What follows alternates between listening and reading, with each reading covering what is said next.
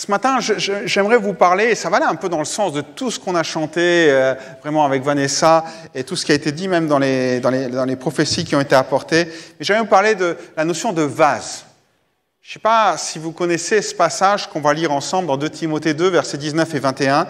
Paul écrit à Timothée et il dit, voilà, dans la maison, il y a plusieurs types de vases. Lisons-le ensemble, si vous voulez bien. Verset 20. Dans une grande maison, il n'y a pas seulement des vases d'or et d'argent, il y en a aussi de bois et de terre cuite. Les premiers sont réservés à un usage noble, les autres sont destinés à un usage vil. Eh bien, si quelqu'un se garde pur de tout ce dont j'ai parlé, il sera un vase destiné à un usage noble, purifié, utile à son propriétaire, disponible pour toutes sortes d'œuvres bonnes. Donc ici, on parle, et on comprend bien que le contexte ou le gros thème central de ce passage, c'est bien sûr l'efficacité dans le service. Comment pouvons-nous être efficaces? Comment pouvons-nous être au meilleur de nos capacités ou produire le mieux, le plus dans le service? Alors, on va regarder un petit peu ensemble 2-3 choses. La première chose, c'est le mot vase. C'est intéressant parce que bon, le mot vase, c'est outil vase, voire instrument. Bon, vous comprenez bien qu'un outil en argile, c'est plutôt un vase qu'autre chose. Il n'y a pas grand-chose comme outil en argile. Mais voilà, donc on va le prendre dans le sens de vase. Pour nous, un vase, ça ne signifie pas grand-chose. Vous avez tous des vases à la maison? Ils servent à quoi? En règle générale, à mettre des fleurs en décoratif. Voilà, règle générale, je ne dis pas, vous avez peut-être d'autres usages. Mais à l'époque, c'est un outil indispensable. On va y stocker toute la nourriture, on va protéger la nourriture, on va y mettre de l'eau. Voilà, ils vont servir donc à avoir de la nourriture, ils vont servir aussi pour se laver les mains. Voilà, il n'y a pas de carafe, il n'y a pas de robinet, il n'y a pas tout ça. Donc ça sert, c'est un outil qui est indispensable que vous trouvez dans toutes les maisons de l'époque. Ce sont des récipients de stockage pour la nourriture, pour l'eau et tout ce qu'on peut faire avec ça.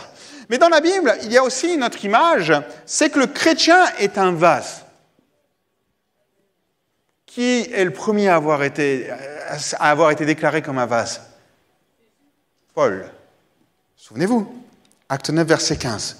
Mais le Seigneur lui dit, va, car cet homme, donc il parle ici de Paul, est un instrument, et le mot instrument, c'est vase. C'est le même mot, en grec. Je vous épargne les leçons de grec.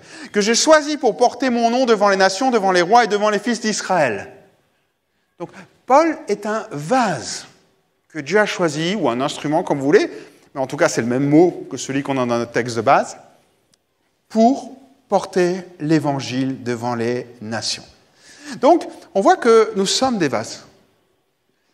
Alors, si vous êtes un vase du 21e siècle, vous êtes décoratif. Je ne vais pas vous insulter à ce point-là.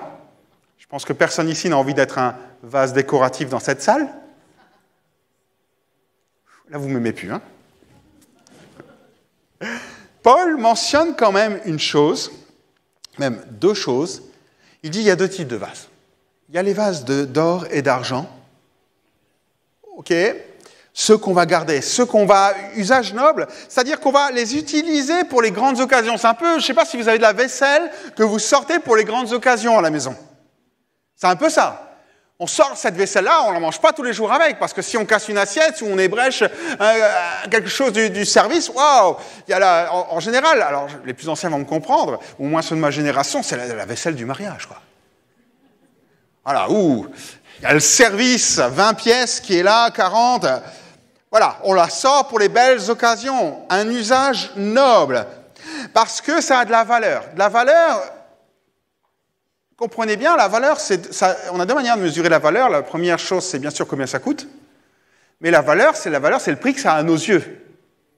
Tout ne coûte pas cher, mais ça peut avoir de la valeur à nos yeux, parce que ça a de l'importance, parce que la personne qui nous l'a donné était importante ou autre. Donc voilà, ça a de la valeur. Et puis après, on a ceux en bois et en terre cuite. Eux, on les utilise dans la vie de tous les jours. Il le dit, un usage vil. Donc, dans les affaires courantes, on va prendre ça. C'est même des choses, je veux dire, si vous avez un vase en or chez vous, souvenez-vous, celui que grand-mamie vous avait offert, qui venait de l'arrière-tante, voilà. Et que vous avez ce vase en or chez vous, qu'est-ce que vous allez faire? Même si vous n'en servez plus, s'il ne va pas, vous ne pouvez même pas y mettre de fleurs dedans, vous allez le jeter? Au mieux, vous allez le revendre.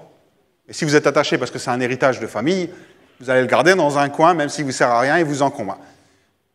Puis un jour, on va envoyer les camions plateaux chez vous et vous allez le mettre... Non. Et donc,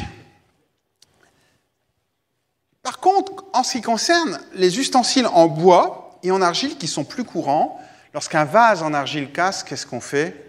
On le jette. Bon, eux, ils n'ont pas la communauté urbaine, les poubelles qui passent et tout ça. Donc, en fait, ce qui se passait à l'époque, c'est qu'il y avait un tas dans chaque ville où on jetait les vases cassés et ça faisait plein de morceaux. Et en fait, alors là, c'est de la culture que je vous donne. D'accord? Je vais vous donner un peu. Aujourd'hui, dans l'archéologie, ces morceaux de vases cassés, en fait, étaient récupérés par les gens. Et on écrivait dessus. Parce que le parchemin, le papyrus, c'était réservé à une élite, c'était cher. Tandis que les morceaux de vase d'argile cassée, il y en avait plein. Donc on récupérait un fond de vase, un morceau de vase, on écrivait une phrase ou deux, une reconnaissance de dette, ou bien pour les plus fervents, un verset, ou voilà. Et ça, on retrouve, c'est ce qu'on appelle aujourd'hui dans l'archéologie les ostraca. D'accord? Ça, je ferme la parenthèse, c'est pour vous, pour votre truc. On a beaucoup plus d'ostraca que de papyrus ou de parchemin, parce que vous comprenez bien que les ostraca, ben, ça ne bouge pas avec le temps, quoi. C'est de l'argile séchée, ça ne bouge pas, donc on peut les retrouver et on en retrouve plein. Voilà. Donc ça, c'est le petit côté. C'était jeté et pas utilisé. Maintenant, la question qui est à se poser quand Paul nous parle de ces vases qui sont là, nobles, c'est qui? Est-ce que, tout compte fait, ces vases qui sont là, parce qu'il dit qu'ils sont dans la maison. Alors la maison, c'est quoi? C'est le monde? C'est la famille? C'est l'Église? Qu'est-ce que c'est que la maison, comme l'entend Paul?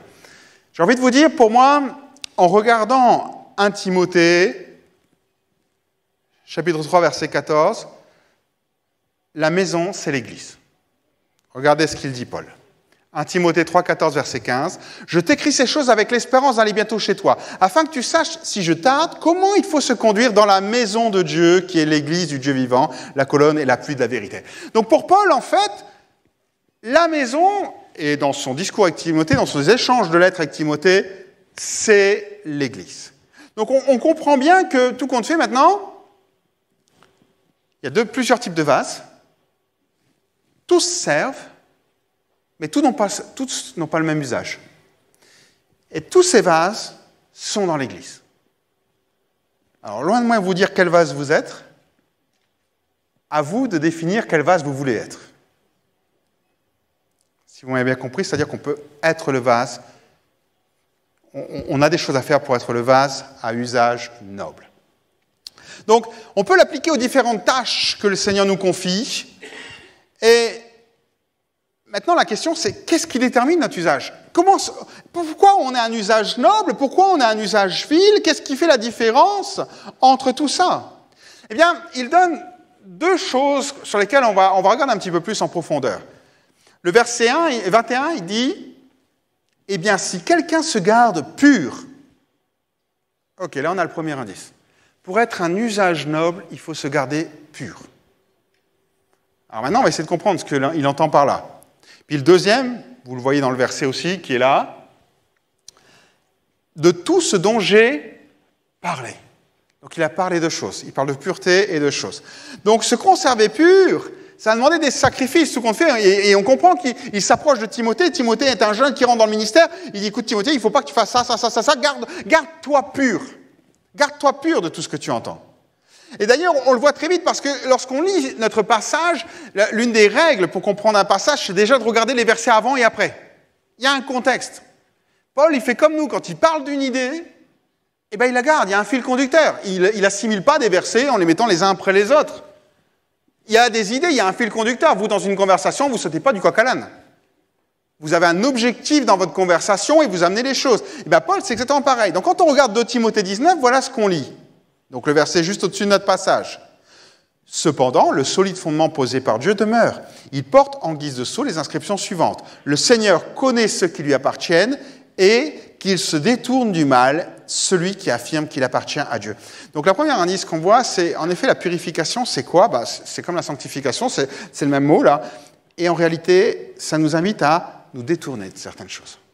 Quelqu'un qui veut se garder d'un usage noble, il va commencer à se détourner de ce qui n'est pas noble, de ce qui est vil. On va aller encore plus loin. de ce qui est iniquité. Et si on regarde, je vous dis en sandwich, au-dessus de notre passage de Timothée 2,19, en dessous de notre passage de Timothée 2,22, il est dit, toujours à Timothée, « Fuis les passions qui assaillent un jeune homme, fais tous tes efforts pour cultiver la foi, l'amour, la paix, avec tous ceux qui font appel au Seigneur d'un cœur pur. » Ici, encore une fois, fuis, détourne-toi. Je ne sais pas si vous avez déjà vécu ça. Des fois, quand je me balade par chez moi, donc moi je suis à la campagne, je me balade, mais je sais les endroits où il y a des chiens en liberté. Ok ? Et qu'est-ce que je fais quand je sais qu'il y a un chien là ? Eh bien, je fais ça. Ça n'empêchera pas de venir, hein, s'il a envie de venir, mais au moins je le verrai venir. Enfin, un peu mieux. Ben, c'est ça, se détourner. C'est réaliser qu'il y a quelque chose qui peut nous nuire. Dans la situation que je présente, c'est un chien qui peut vous mordre ou faire du mal. Ben, il y a des choses qui peuvent nous nuire. Et Dieu dit, détourne-toi. Fais un détour. Change ton chemin. Nous, des fois, qui aimons bien aller directement au but, qui ne voulons pas prendre les raccourcis, Dieu dit non, tu te détournes de ça. Tu prends un autre chemin quand tu vois des choses comme ça arriver. Ou alors, il le dit encore après à Timothée, fuis, enfuis-toi. C'est un peu le moment où Joseph est pris par Madame Potiphar. Qu'est-ce qu'il fait ? Il s'enfuit devant l'insistance de Madame Potiphar. Il s'enfuit. Il y a des moments où on est là, on a envie de lutter avec ce qui nous arrive, mais la sanctification, c'est ça. Ça commence par détourner ou s'enfuir. Ne lutte pas avec tout ça. N'essaye pas. En fait, tu t'enfuis pas parce que tu as peur. Parce que nous, on est des guerriers. On n'a pas peur. Et pourtant, des fois, on devrait. Parce que le péché peut avoir des conséquences tellement graves sur notre vie qu'on devrait avoir peur de ces conséquences-là. Et si on était plus motivé par la crainte du péché ou de tout ce qu'on peut vivre autour, on se détournerait plus, on s'enfuirait plus pour se préserver et être un usage noble et utile. On va y venir après. Donc, s'enfuir pour chercher la sécurité. Et il le dit lui-même, donc Paul, je reviens. Mais alors, purifier, d'accord, on est bien d'accord là-dessus. Je vais vous prendre une image que j'ai déjà prise sur la purification. C'est quoi ? Parce qu'on a peut-être parfois du mal à comprendre. Vous vous souvenez de mon illustration sur les éponges ? Non ? Bon, je serai obligé de vous la refaire. Chez vous, est-ce que vous avez des WC ? Est-ce qu'on peut se cotiser pour Sylvie et Olivier qui n'ont pas de WC ? Ah, tu vas chercher. Hein. Vous avez tous des WC ? Vous avez tous un endroit où vous faites la vaisselle ? Ok. Est-ce que vous utilisez la même éponge pour nettoyer les deux ? Un d'usage vil, un d'usage noble. Ce que Dieu est en train de nous dire, c'est que tu ne peux pas faire des choses qui sont là, qui ne sont pas nobles, et arriver et dire, moi je veux te servir dans un usage noble. Tu dois comprendre que si tu es consacré à Dieu, il y a des choses qui sont plus lieu d'être, qui ne doivent même plus être là dans ta vie.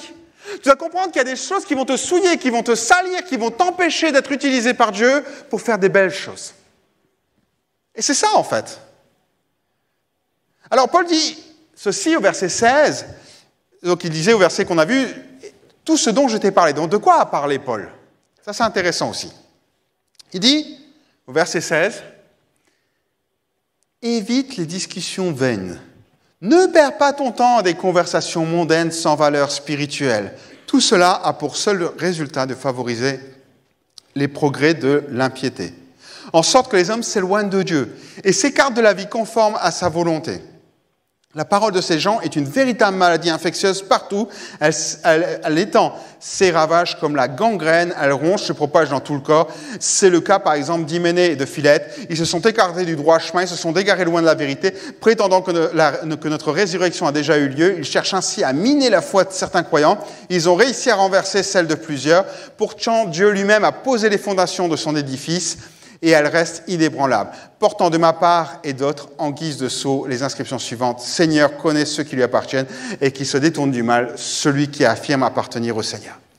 On a les images qui sont là. Paul est occupé de dire, voilà, 2, 3 choses.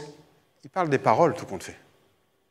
Ils parlent même des débats théologiques, puisqu'ils parlent de la résurrection. Ils disent que la résurrection est déjà un débat théologique ou enseignement. Et il dit, mais attention, c'est un faux enseignement. Et le but de cet enseignement, c'est tout simplement que vous arrêtiez de pratiquer votre foi, l'impiété. Vous arrêtez de pratiquer votre foi. Et ces paroles ne sont pas édifiantes, elles rongent, elles gangrènent, c'est les mots que Paul emploie. Elles nous éloignent de Dieu. Il y a, et ça c'est notre rôle à chacun d'entre nous, si on veut se garder un usage simple, c'est définir. Est-ce que tous les sujets de conversation qu'on a sont bons? Est-ce que des fois on n'est pas occupé d'être l'éponge qui nettoie les toilettes? Non, hein? Personne. Je pense que malheureusement, et je me mets dans le lot, hein, attention, hein, il y a des fois où nos conversations, ou même la participation à certaines choses qui sont dites, font qu'on est l'éponge qui nettoie les toilettes. Et après on arrive, Seigneur, utilise-moi pour... Il y a un moment, il faut juste qu'on sache comment réagir, et je vais vous donner des clés là-dessus. Donc, il dit, voilà, il s'écarte, Paul emploie cette expression, ça nous éloigne de Dieu, ça nous écarte d'une vie conforme. Il prend même des mesures par rapport à Hyménée et Philette. Et en fait, montrant par là qu'il faut se séparer des gens comme ça. Alors, il y a deux manières de se séparer. La première, c'est physique. Bon, si vous avez des gens autour de vous, vous dites, OK, je vais me séparer physiquement d'eux, c'est votre choix, mais ce n'est pas forcément la meilleure manière, parce qu'on est aussi amené à partager l'évangile avec eux. Mais il y a une deuxième manière. C'est de dire, écoute, moi, il y a des sujets avec lesquels je ne suis pas d'accord et je ne les aborderai plus avec toi. Et je me sépare en pensée sur certains sujets avec toi. Je ne veux plus en discuter parce que ces sujets-là sont comme une gangrène. Quand on sort de nos discussions, de nos débats, de nos échanges, je suis mal, je suis rongé, je ne vais pas bien et je ne veux plus de ce genre de choses. Parfois, juste avoir la force de dire, stop, je ne veux pas discuter de ça avec toi, on n'est pas d'accord, ça ne changera pas, parce qu'on en discute. Ça me fait plus de mal qu'autre chose. Ça aussi, c'est prendre une séparation. Ça aussi, c'est s'éloigner de la personne. Ça aussi, c'est lui dire, non, c'est fini. Non, c'est fini. Sans pour autant couper les ponts avec la personne parce qu'on l'aime, parce que c'est quelqu'un de notre famille, c'est un ami, c'est un collègue de travail ou je ne sais quoi. Mais savoir juste lui dire, stop. Stop à tout ça. Tout compte fait, la Bible dit ceci, Nombre 19, verset 15. Tout vase découvert sur lequel il n'y aura point de couvercle attaché sera impur. Un vase pur, frères et sœurs, c'est un vase qui a un couvercle et qui sait l'utiliser. Un vase qui ne va pas se laisser remplir par n'importe quoi et qui sait l'utiliser. Qui est capable à certains moments de dire non, le couvercle est fermé, c'est bon, je stoppe tout ça, parce que là on est dans les discussions. Hein. C'est toujours la même chose qu'il a, c'est toujours ces discussions qui vont venir nous gangréner. C'est savoir se dire, le plus important pour moi, c'est que je veux me garder pur et je veux me détourner de ces conversations qui me tirent vers le bas, qui m'amènent à vivre autre chose ou qui me détournent de ma foi ou de ma relation avec Dieu. Un couvercle sur ce que l'on entend. Ça, c'est des bouchons d'oreilles. Puis des fois, il y a un couvercle qu'on doit mettre sur notre bouche. Ça aussi, ça fait partie. Hein. Jésus dira ceci, mais ce qui sort de la bouche vient du cœur et c'est ce qui souille l'homme. Être une éponge souillée, c'est commencer à dire toutes les mauvaises choses qu'on peut avoir sur le cœur ou qu'on a entendues et qui sont contraires à la parole de Dieu. Ou bien Jacques dira, la langue aussi est un feu, c'est le monde de l'iniquité. La langue est placée parmi nos membres, souillant tout le corps et enflammant le cours de la vie, étant elle-même enflammée par la gêne. Elle a le pouvoir d'agir sur le cours de nos vies. Le pouvoir d'agir sur notre manière de vivre notre foi, mais surtout sur notre engagement avec Jésus. Parce qu'on y arrive. Un vase, il est destiné à quoi? Verset 21. On continue notre verset. Eh bien, si quelqu'un se garde pur de tout ce dont j'ai parlé, il sera un vase destiné à un noble usage, purifié, utile à son maître, disponible pour toutes sortes. Noble usage. Un usage de valeur. Je vous le disais, ce n'est pas le prix qui fait la valeur d'un objet uniquement. Bien sûr que votre Ferrari dans votre garage, elle vaut cher. Mais ce qui fait la valeur, c'est l'attention qu'on y porte. C'est ce qu'il y a là.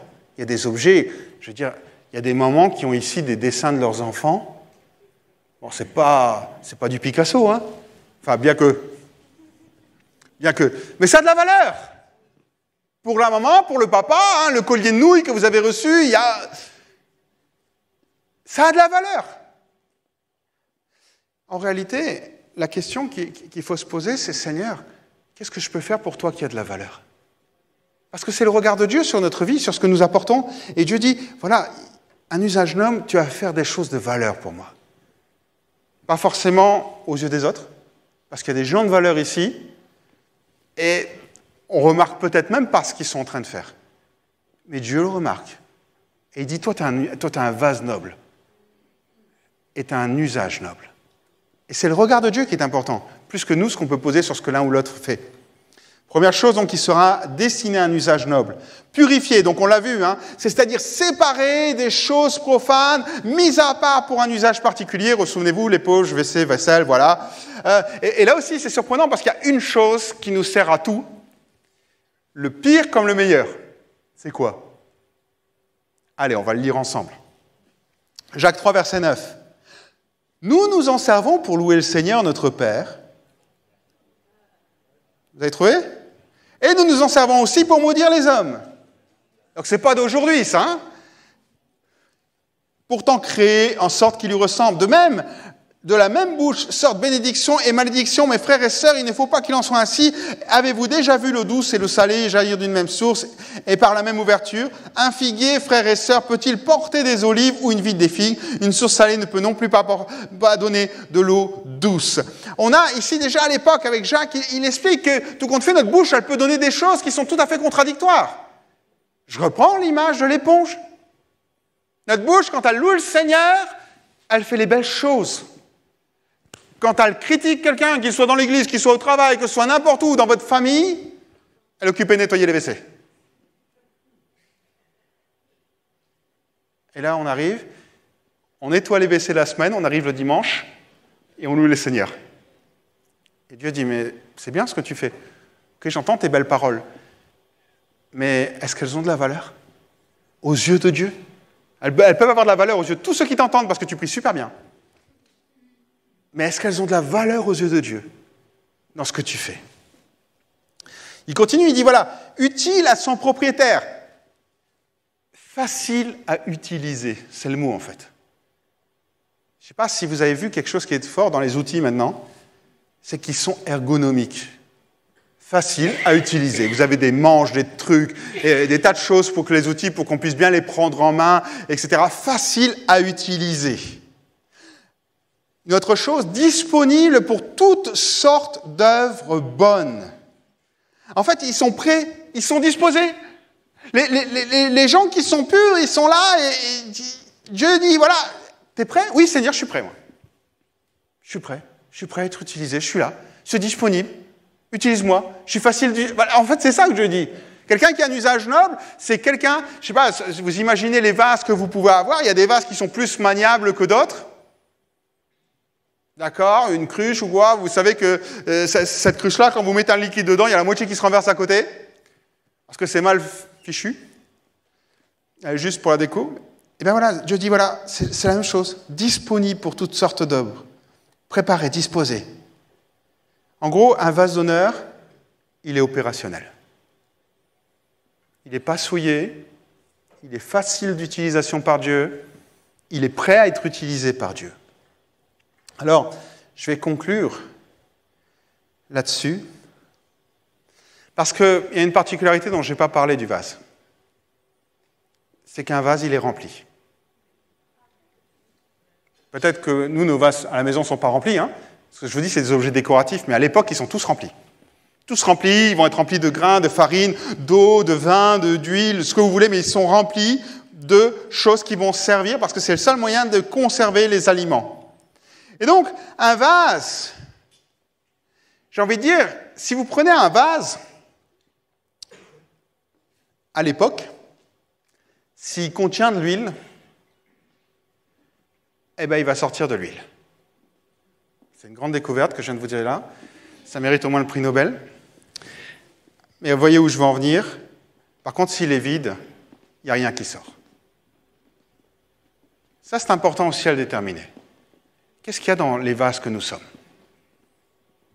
Jusqu'où ils sont remplis? Où est-ce qu'ils sont remplis? La particularité d'un vase, c'est qu'il va retenir, admettons que ce soit de l'eau, il va retenir l'eau, la garder, et il pourra la redonner quand il sera plein, ou même qu'il va déborder, ou que Dieu va vouloir l'utiliser. Imaginez que Dieu vous utilise pour déverser. Mais s'il est vide, le vase, ou s'il n'a pas mis de couvercle, que l'eau est croupie, vous croyez que Dieu va nous utiliser? On a besoin de ce côté de réaliser, Dieu nous prend comme vase. La première chose qu'il va regarder, c'est est-ce qu'il y a quelque chose dedans? Est-ce qu'il est rempli? La deuxième chose qu'il va regarder, c'est dans quel état c'est ce qu'il y a à l'intérieur. Si c'est de la farine et qu'il y a plein de verres de farine, personne ici n'utiliserait la farine. Si c'était de l'eau croupie qui était dedans, personne n'utiliserait l'eau. Et des fois on dit, Seigneur, je suis là, je suis là. Oui, mon eau est un peu croupie, j'ai des verres dans la farine, mais je suis là. Et Dieu dit, mais qu'est-ce que tu veux que je fasse avec toi? Qu'est-ce que tu veux que je fasse avec toi? Enlève tout ce qui est là. Le vase doit être rempli pour être utilisé. Il doit être pur pour être utilisé. Et surtout, il doit être constamment rempli. On n'est pas un vase jetable. Un vase qu'on prend, que Dieu dit, voilà, je vais t'utiliser, c'est bien. Ok, puis après, t'es vide maintenant, je te jette. Donc ça veut dire que le vase doit être constamment rempli. Régulièrement rempli. J'ai envie de dire qu'on va s'apercevoir que le vase, quelle que soit son ergonomie, quelle que soit sa matière, quel que soit ce qui le constitue, c'est pas ça le plus important. C'est ce qu'il y a à l'intérieur. Est-ce qu'il a joué son rôle de conservateur et conservé pur ce qu'il y a à l'intérieur de lui? Laissez-moi vous raccompagner jusqu'à chez vous. Non. Vous raconter le témoignage que j'ai trouvé de quelqu'un qui, alors je ne cherche pas, c'est pas dans l'église, je ne sais même pas qui c'est, j'ai pas le nom, mais voilà. Quelqu'un qui fait la louange. Et en fait, qui témoigne et qui donne ce témoignage. La personne dit, chaque fois que je monte sur scène pour un concert ou pour conduire un service de louange à l'église, dès que je commence à jouer ou à partager un chant que Dieu m'a donné, je vois des choses extraordinaires se produire. L'Esprit de Dieu descend sur ceux qui sont et celles réunis pour l'adorer. Des signes et des prodiges se manifestent. Certains sont touchés, convaincus de péché, se repentent pour croire en la vie éternelle. D'autres reçoivent une guérison, une délivrance, une direction pour leur vie, une réponse à leurs prières. L'Esprit se déplace comme bon lui semble pour donner à chacun selon ses besoins. Je suis témoin des trésors dont Dieu dispose pour ses enfants. Les croyants apprécient mon ministère et Dieu me fait la grâce de voir agir au travers de ce qu'il m'a confié. Cependant, et c'est là qu'il y a le « mais », cette même bénédiction est aussi mon drame. Dès que je redescends de l'estrade, dès que je rentre chez moi, même après un moment particulièrement béni, je me sens complètement vide à l'intérieur, sec. J'ai le sentiment que le Seigneur a des bénédictions en réserve pour tous ses enfants, sauf pour moi. Je chante ses louanges, mais je n'ai plus de relation intime satisfaisante avec lui depuis longtemps.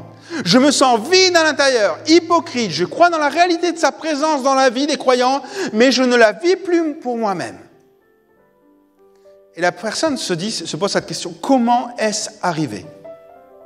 Et elle dit ceci, j'ai remplacé peu à peu mon intimité avec lui par mon savoir-faire, ma technique, mon métier.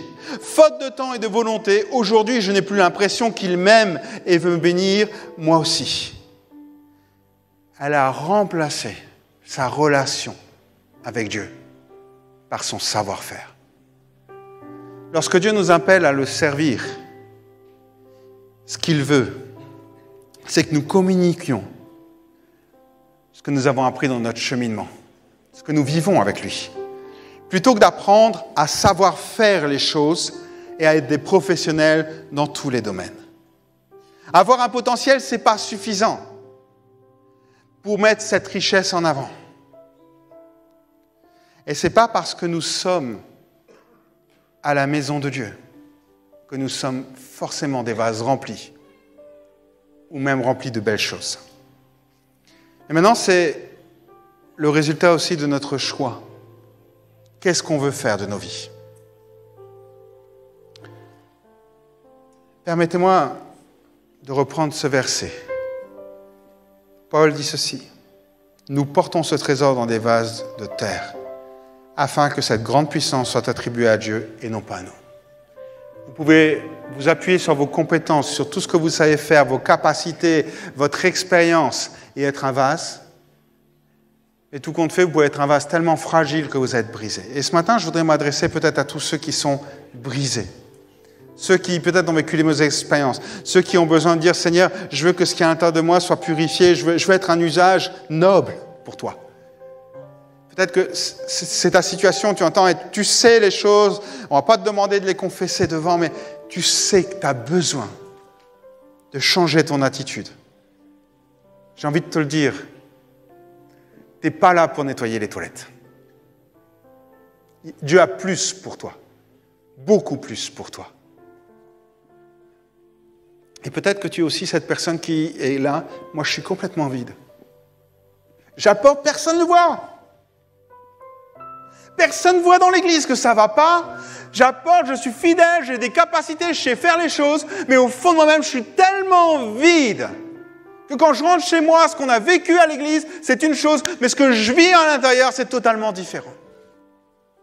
Et peut-être que c'est ta situation aussi ce matin. Alors, si vous le permettez, j'aimerais faire un truc. On va faire un appel devant. J'en parlais avec le pasteur Olivier et j'ai vraiment à cœur, je sais que le temps est court, mais j'aimerais vraiment qu'on fasse, parce que je crois que Dieu veut bénir plusieurs ici ce matin. Est-ce que je peux vous inviter, là où vous êtes à votre place, à vous lever? Et je vais être très court dans mon appel, mais j'ai envie qu'on puisse prier pour vous. J'ai envie que vous puissiez être restaurés. J'ai envie que vous puissiez sentir combien Dieu vous aime malgré tout. J'ai envie que vous puissiez simplement dire, Seigneur, à partir de maintenant, je m'engage à être pur pour toi. Alors, ce matin, simplement, on baisse les yeux. On réfléchit chacun pour notre part. Et je vais inviter 2 types de personnes à s'approcher devant. Les premières qui disent, moi, je veux me purifier. Je veux être là pour un usage noble. Je me suis aperçu que dans ma vie, peut-être dans mes discussions avec des collègues ou d'autres choses, il n'y a pas cette pureté. Je ne me suis pas détourné, je n'ai pas fui des choses. J'ai pas renoncé à ça. J'ai pas fermé le couvercle sur ma vie. J'ai entendu des choses, j'ai participé. Et maintenant, je veux que ce soit un stop. Je veux finir ça. Si c'est ton cas, tu peux déjà commencer à t'avancer. Et la deuxième catégorie de personnes qui est là, c'est celle qui dit, Seigneur, je me sens vide ce matin. Je me sens vide quand je cherche. Je t'aime, j'ai envie de te servir, mais j'ai plus les forces. Il n'y a plus rien qui est au fond de moi-même. Je suis complètement vide et j'ai besoin d'être rempli, j'ai besoin d'être renouvelé, j'ai peut-être besoin d'être guéri, d'être restauré. Seigneur, descends ce matin.